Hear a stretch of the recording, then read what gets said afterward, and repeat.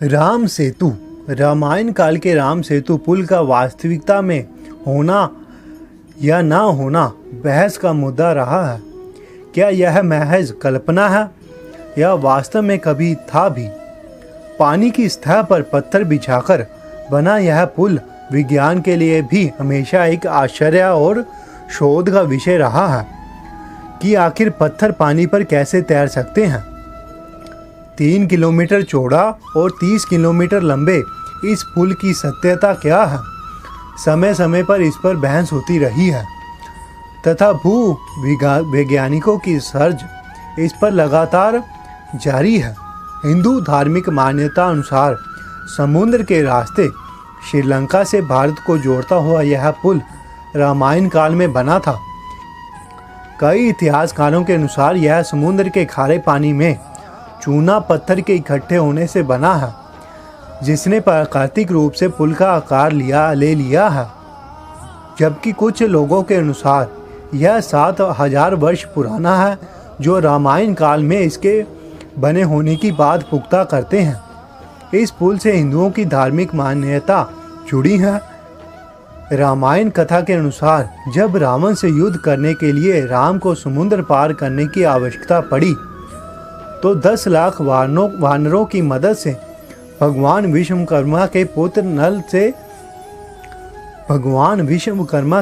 नल ने इसे बनाया था। विश्वकर्मा को सृजनकर्ता कहा जाता है। मान्यता के अनुसार विश्वकर्मा ने ही नल को यह वरदान दिया था कि वह पत्थर को छूकर इतना हल्का कर सकता है कि पत्थर पानी पर तैर सकते हैं। इसीलिए जब श्री राम को अपने लाखों वानर सैनिकों के साथ समुद्र पार करने की आवश्यकता पड़ी तो नल ने समुद्र के पानी में पत्थर डालकर पुल निर्माण शुरू किया। पत्थर डालने के बाद नल के छूने से वह पानी पर तैरने लगते थे। इस प्रकार पुल तैयार हुआ, किंतु आधुनिक युग में इसके निर्माण और अस्तित्व पर हमेशा ही सत्यता की बहस होती रही है। वर्ष 2003 में जब नासा द्वारा जारी की गई एक रिपोर्ट में इसे समुद्र में चूना पत्थरों के इकट्ठा होने के कारण बना हुआ बताया गया तो भी इस पर काफ़ी विवाद हुआ। भारत के रामेश्वर को यह पुल श्रीलंका के मैरिना द्वीप से जोड़ता है। फिलहाल यह मुद्दा एक बार फिर उफान पर है, क्योंकि डिस्कवरी चैनल पर प्रसारित होने वाले एक कार्यक्रम के अनुसार इसे हाथों से बना हुआ पुल बताया गया है। एशियंट लैंड ब्रिज के नाम से बने इस प्रोग्राम में पुल को मनुष्य निर्मित होने के पीछे के वैज्ञानिक आधार भी बताए गए हैं, जिसमें कई साइंटिस्टों की रिसर्च का उल्लेख भी किया गया है।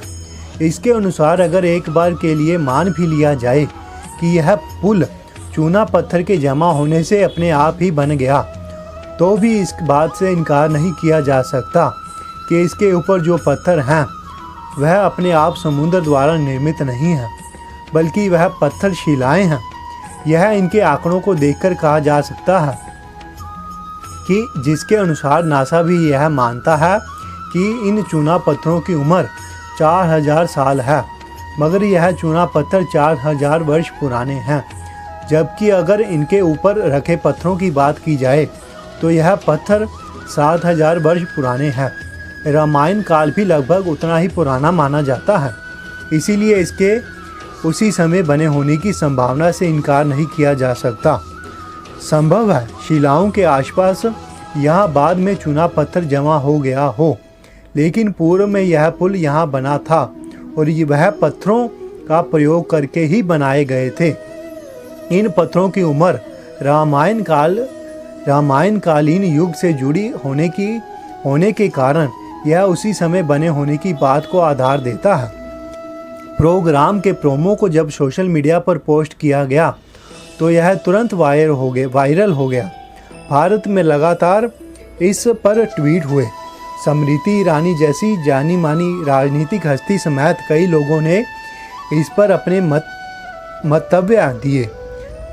यह बात भी उठ रही है कि एक विदेशी चैनल जब इसकी सत्यता प्रमाणित कर सकती है तो वह भारतीय अनुसंधान केंद्र ने जब तक इस पर कदम क्यों नहीं उठाए। तो यह थी राम सेतु पर वैज्ञानिक रिसर्च। वीडियो अच्छी लगी हो तो लाइक कीजिएगा, चैनल को सब्सक्राइब कीजिएगा और बेल के आइकन पर क्लिक कर दीजिएगा ताकि जब भी नई वीडियो चैनल पर अपलोड हो आपको तुरंत नोटिफिकेशन प्राप्त हो जाए।